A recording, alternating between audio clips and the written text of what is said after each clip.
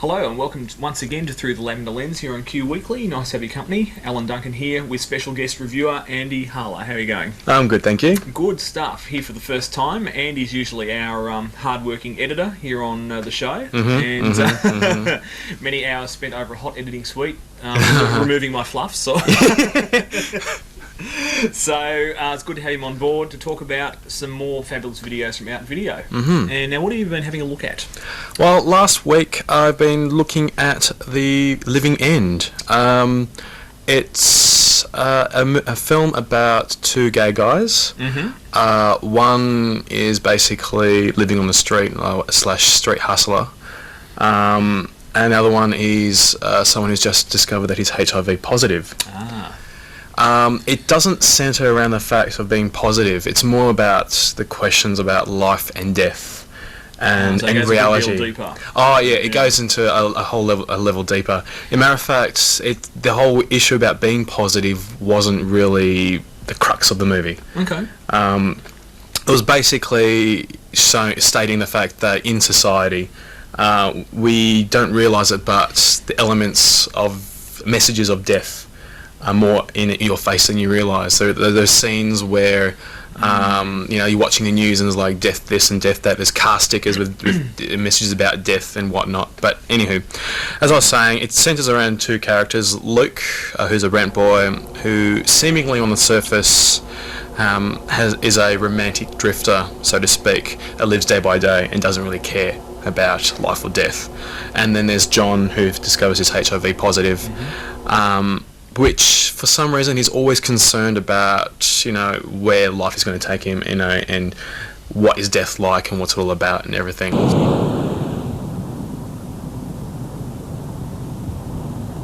Positive. Sorry. Now let me explain what this means. The test only verifies that you have the antibodies to the virus, and as you're probably aware, many people live perfectly healthy, normal lives for years and years. So by no means should you consider this a death sentence. And no doubt you've heard of so-called safe sex, which as a member of a high-risk group, you ought to be practicing anyway. But eventually what happens is the two meet up because of death, so to speak. You just have to watch to see what I mean. And they end up going on a journey literally and physically across America, sort of discovering each other, how they actually sort of fall in love with each other. And yeah, it was really, I wouldn't say it pulled on your emotional heartstrings, nor was it confrontational, but it just left a message in your mind, and you just thought, I see where the director Greg Araki was going with this, but so it's just a lot of food for thought, I'd say. You really want to go back to your I'm HIV positive and everything's normal hunky-dory life? Well, go fucking right ahead. Just don't forget to have sex in a plastic bag and don't plan anything too far in the future. Don't you get it? We're not like them. We don't have as much time. So we gotta grab life by the balls and go for it. You can piss it all away in that stupid job of yours until you wither away and they feed you the worms. I say fuck that shit, man.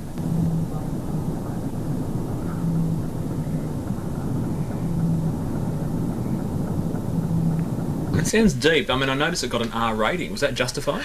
Definitely. I remember seeing this originally on SBS a few years ago, and that's where I found it, knew of it. Basically, there are sex scenes, so to speak, and there's a lot of killing involved in this film. So hence why it's always about death. Even the title, The Living End. So it's interesting, but it's not when you think R rating, it's not in a bad R rating, so to speak. So it's not No. full on porn, but it's No, graphic in a way. it is graphic. Yes. All right, sounds fascinating. So, The Living End, directed by Greg Araki from Out Video, sounds certainly worth a look. Yeah. I had a look at a moving one this week too. It's called The Laramie Project, and it's actually about the murder of Matthew Shepard, in Laramie, Wyoming.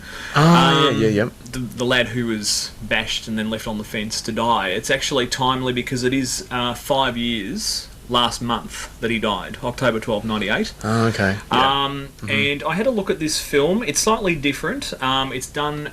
the premise of it is a theatre project, the Tectonic Theatre Project, went along to Laramie and actually interviewed the townspeople. This happened in real life, and the film is based on this, and the characters are based on the members of the theatre project. The interviews are transcripts of the real interviews, so they're transcripts of what actually happened. All the characters are, to all intents and purposes, real. Yep. It really does give a fantastic insight into the town's approach to this horrific event. We're writing a play about Laramie and the Matthew Shepard incident. It's over and done.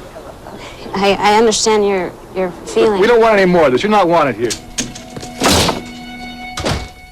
People of Wyoming do not give a damn one way or the other if you're gay, if you're straight, if you're bisexual, trisexual, it doesn't matter. Really? That's what I just said. It doesn't matter. Aaron McKinney and his friend Russell Henderson came from the poor side of town. This small city that bills itself as Wyoming's hometown is wrestling with its attitudes towards gay men. It's a tough business, as Matt Shepard knew, and as all his friends know, to be gay in cowboy country. You have your own lifestyle, you should have your lifestyle. It's pretty much live and let live. Live and let live. Matthew Shepard's the first gay person I ever saw. And it's kind of unbelievable to me that I happen to be the person that found him. Because, like, the big question with my religion is, why did God want me to find him? Now, as far as a victim, I know that lifestyle is legal. But I will tell you one thing.